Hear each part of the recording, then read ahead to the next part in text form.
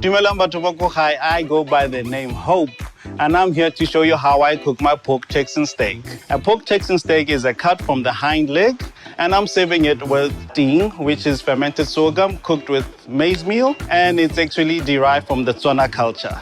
On the side, as a vegetable, I'm doing colorful spinach. So I'm gonna add my salt, some pepper, and then you add your Texan steak, like I am doing right now. I'm gonna flip it over. So I'm gonna start by adding oil. Add enough oil to your pan, don't be shy. So I'm shaking off some of the excess marinade. All right, now I'm ready. Listen to that sound. Now I'm gonna mix up my rub, some dry herbs, paprika, garlic, some cumin, salt, just a little bit, not too much, because it's already seasoned. I'm gonna use a kitchen paintbrush or whatever you call it, all right?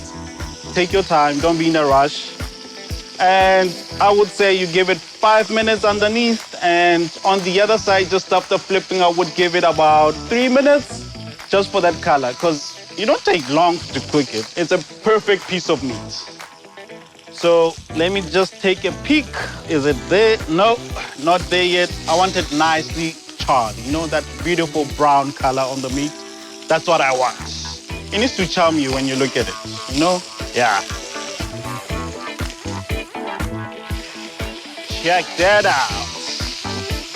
My baby, baby, baby, baby. Woo. All right, now I'm gonna start putting the rub on.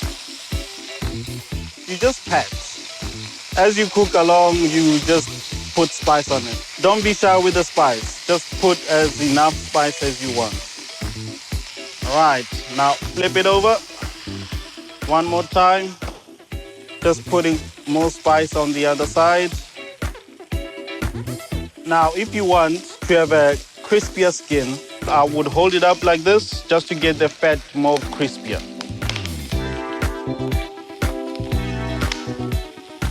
Woo! Listen to that. All right. So I'm gonna put it aside for about 5 minutes for the juices to settle. All right. In the meantime, I'm gonna do my side dish, which is the spinach. I'm gonna add some oil.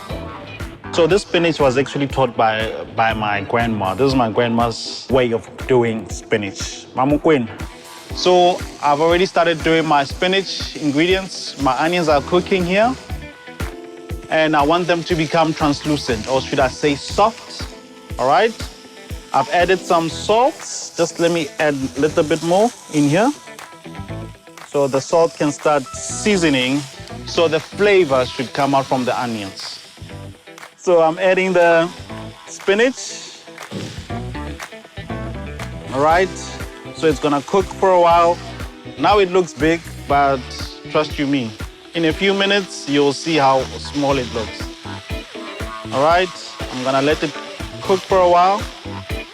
Now, the reason I'm putting stock in it is because I've washed my spinach, it's got water already in it.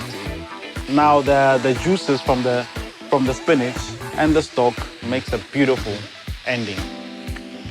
Now, I'm adding the tomatoes. All right, while it's still reducing, let me add the garlic. I've got chili here, so if you are afraid of chili, just one chili, but if you do not want it, you can omit it, all right? The chili just adds that, you know, that ting. And don't cook your spinach too much, because now you're gonna have pop spinach. You want to still feel that you're eating, you've got that crunch from the white parts of the spinach. That makes it lovely, and the nutrients are still there. You're not cooking them away that much, you know? Right, let me just put just one or a half of vegetable or chicken stock. Now I let it cook. Okay, I'm seasoning one last time. Some pepper, just to finish off. Now I'm ready to start dishing up. My pork is cooked and I'm happy and I'm ready to eat. So please, try this recipe at home. I promise you, you will love it.